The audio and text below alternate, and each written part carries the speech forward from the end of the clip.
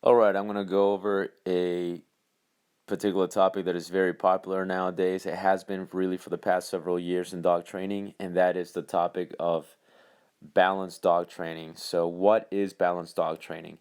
There are three main styles of dog training out there, and if you could categorize them into three main styles, there's just basically three styles. One of them is going to be your purely positive training, or your force free training.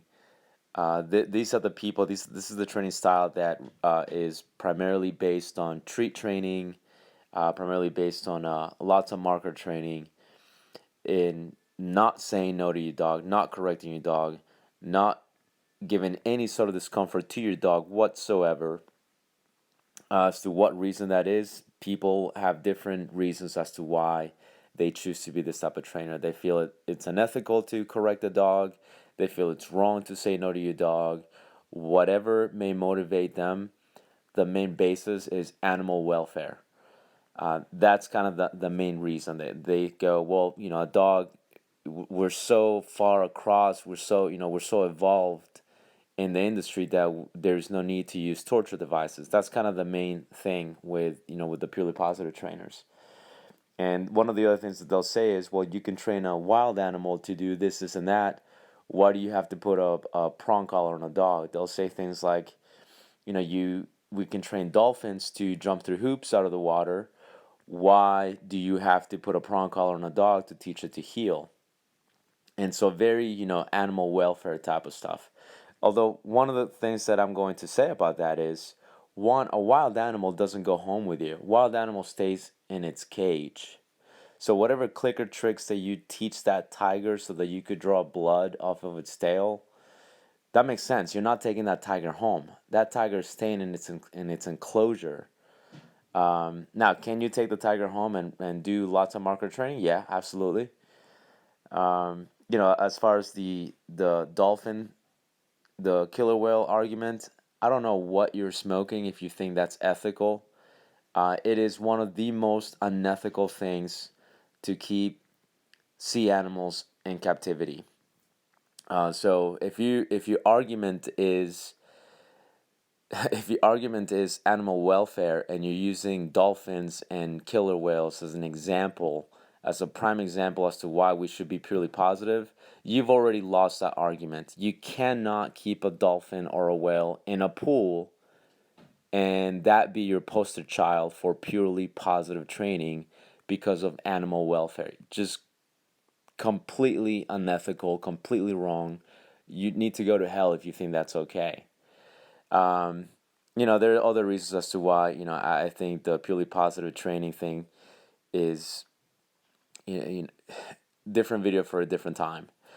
The other training method is, I'm going to go to the opposite extreme, and this is more of an old school style of training. This is more of the stuff that was popular decades ago, where using food was not really popular. Using a toy to train your dog was not really the popular thing to do.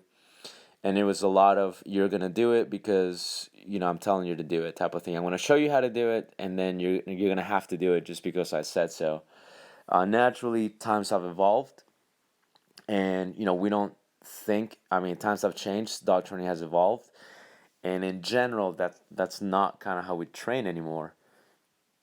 And that's what brings us to the balanced dog trainer. So the balanced style of dog training kind of has, ideally, in a perfect world, it has the benefit of both extremes, which is, we are going to use lots of marker training. We are going to use lots of treats, lots of positive type training. We're going to make sure the dog is having fun and enjoying the training.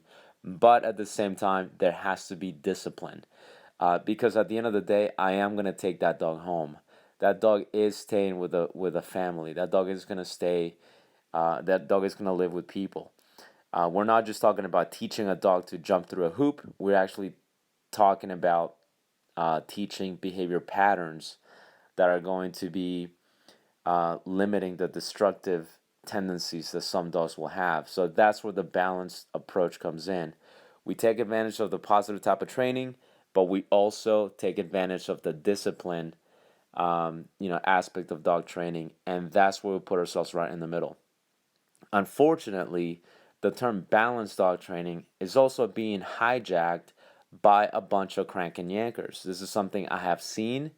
This is something other people that I talk to have seen as well, where people that are they're really just crank and yankers. They're old old school, old style type of dog trainers, but they'll say things like, "Well, I'm using praise, so I'm a balanced dog trainer."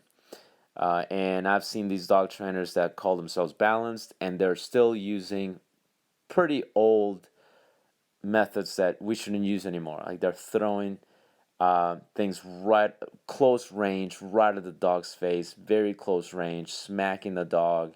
I've seen quote unquote balanced trainers do some pretty nasty things to dogs, and they kind of they call themselves, well, I'm a balanced dog trainer. Just because you're pulling a toy every once in a while to reward your dog, and you're rewarding your dog like 10% of the training, and then 90% of the training you're kicking your dog's ass. That's not a balanced dog trainer. Whichever way you want to spin it, but that's not a balanced dog trainer. Ideally, a balanced dog trainer is very knowledgeable in all the quadrants and is able to apply all the techniques in operant conditioning. So they're very proficient with positive reinforcement. They're very proficient with negative punishment, positive punishment, um, positive reinforcement, negative reinforcement, extinction, classical conditioning techniques, the whole package. That's the ideal balanced dog trainer.